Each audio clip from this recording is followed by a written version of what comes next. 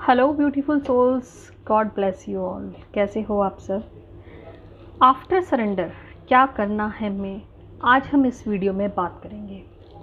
अब हमने ठान लिया है, मान लिया है कि सबसे बढ़कर कोई तो है जो हमें चला रहा है, जो हमारी इस गाड़ी को चला रहा है, हमारी लाइफ की जर्नी को चला रहा है।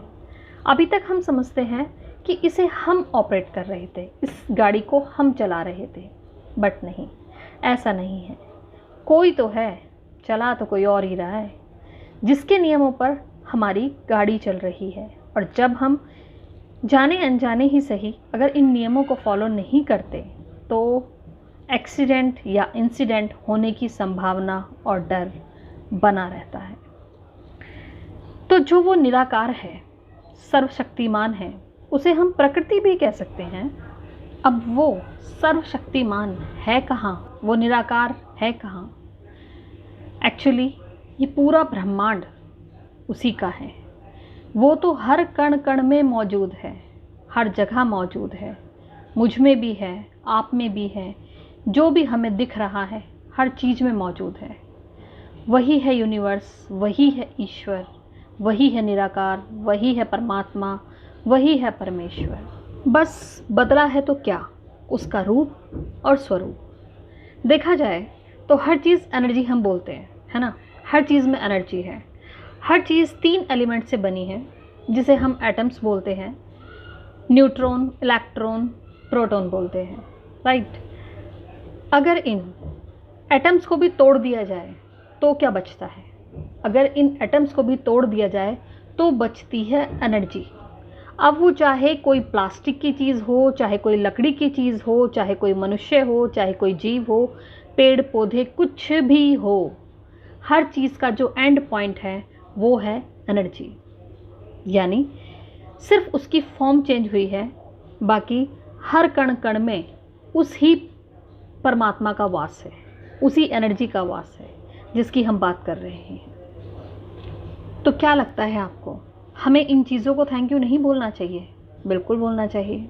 पहाड़, पेड़, हवा, बारिश, जो भी चीज़ आप यूज़ कर रहे हैं, एक एक चीज़ को आपको थैंक यू बोलना चाहिए। सिर्फ ईश्वर को ही नहीं, हर एक चीज़ को थैंक यू बोलना चाहिए। इस तरह का ग्रेटिट्यूड हमारे अंदर होना चाहिए। ग्रेटिट्यूड कोई टेक्निक नहीं है, कोई लॉ ऑफ अट्रैक्शन की की नहीं है। एक्चुअली ये स्पिरिचुअलिटी की चाबी है। और हमें क्या लगता है कि हम थोड़े दिन के लिए, मतलब जैसे हम लॉ ऑफ अट्रैक्शन की कोई टेक्निक लगा रहे हैं, उसमें थैंक यू बोल के हम थोड़े दिन के लिए छोटे मोटे रिजल्ट्स, गोल्स को पूरा कर सकते हैं। लेकिन अगर हमारे अंदर ये भाव नहीं है तो आपको क्या लगता है कि हम उसे बना सकते हैं जिसने हमें बनाया है? नहीं ना। तो ये हमारे अंदर भाव आना चाहिए। ग्रेटिट्यूड एक भाव है, एक हैबिट है, ये मन से निकलना चाहिए। अगर हम ग्रेटिट्यूड टेक्निक सोच के कर रहे हैं तो ये थोड़े दिन तक ही काम करेगा, बिलीव मी, उसके बाद बंद। अगर आप अपनी लाइफ जर्नी में, अपनी स्पिरिचुअल जर्नी में आगे बढ़ना चाहते हो, सक्सेस, ग्रोथ पाना चाहते हो, सच में स्पिरिचुअल बनना चाहते हो, तो इसको हमें अंदर से अपनाना होगा, मन से अपनाना होगा। इसको अपने तन मन में, अपनी आदतों में ढाल लेना होगा। जैसे होता है ना, आदत डाल लो, वही। ये मत सोचो कि मेरे साथ अच्छा ही होगा तो उसी के लिए मैं ग्रेटफुल हूँ। नहीं, हर घटना हमें कुछ ना कुछ दे के जाती है। जैसे या तो लेसन दे के जाएगी या फिर सक्सेस दे के जाएगी। अगर सक्सेस दी तो बहुत ही अच्छा, लेसन दिया तो भी अच्छा, क्योंकि फेलियर भी तो हमें कुछ ना कुछ सिखाता है ना। आगे बढ़ने के लिए फेलियर भी बहुत ज़रूरी है, तो उसके लिए भी निराश नहीं होना चाहिए, ग्रेटफुल ही रहना चाहिए कि पता नहीं लाइफ में ये फेलियर भी मेरा कहाँ काम आ जाए। तो कैसे रहें ग्रेटफुल, क्या करें ग्रेटफुल रहने के लिए, कैसे ग्रेटिट्यूड अदा करें? तो सबसे पहला काम, जब भी आप सुबह सोकर उठते हो तो भगवान को अपना आभार व्यक्त करो कि हे ईश्वर, अभी तक आपने मुझे जो कुछ भी दिया है उसके लिए, जो कुछ दे रहे हो उसके लिए, और जो कुछ भी देने वाले हो, हर एक चीज़ के लिए मैं आपका आभारी हूँ। दूसरा, आप एक रजिस्टर बना लीजिए, एक डायरी बना लीजिए, जिसको आप अपना ग्रेटिट्यूड जर्नल कह सकते हैं। इसमें आपको डेली 10 चीज़ें लिखनी है। जब आप फ्रेश हो लें उसके बाद 10 चीज़ें लिखिए, 10 चीज़ों के लिए जिनके लिए भी आप ईश्वर के प्रति ग्रेटफुल हो, कृतज्ञ हो, उन चीज़ों को लिखना है। इसको आप ग्रीन पेन से लिखिएगा। इसमें क्या करना है, 7 चीज़ें आप नेक्स्ट डे रिपीट कर सकते हो, लेकिन 3 नई चीज़ें आपको डेली के डेली नई ऐड करनी है कि आप नई 3 चीज़ों के लिए, किन चीज़ों के लिए आप ग्रेटफुल रहे आज। ये जो भी जर्नल डायरी आप बनाएंगे ये बिल्कुल साफ़ सुथरी प्योर होनी चाहिए।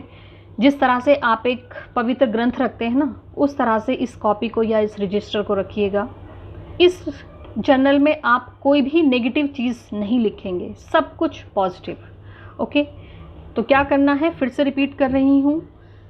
10 चीज़ें आपको डेली के डेली लिखनी है ग्रीन पेन से। नेक्स्ट डे आपको 7 चीज़ें आप रिपीट कर सकते हो, लेकिन 3 नई चीज़ें आपको डेली न्यू ऐड करनी है, जिसके लिए आप कल भगवान के प्रति कृतज्ञ रहे।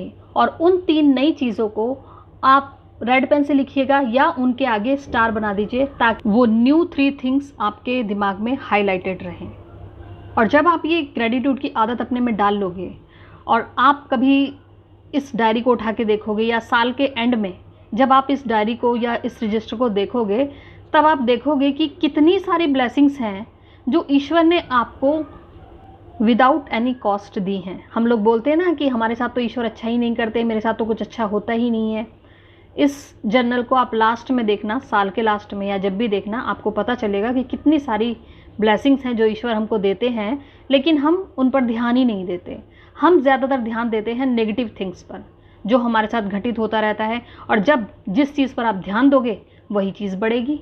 क्या उम्मीद करते हो आप, जब नेगेटिव चीज़ पर फोकस है तो वही बढ़ेगा ना। लॉ ऑफ अट्रैक्शन तो यही कहता है, प्रकृति का नियम है भाई, वो उससे भी तो अछूते नहीं रह सकते।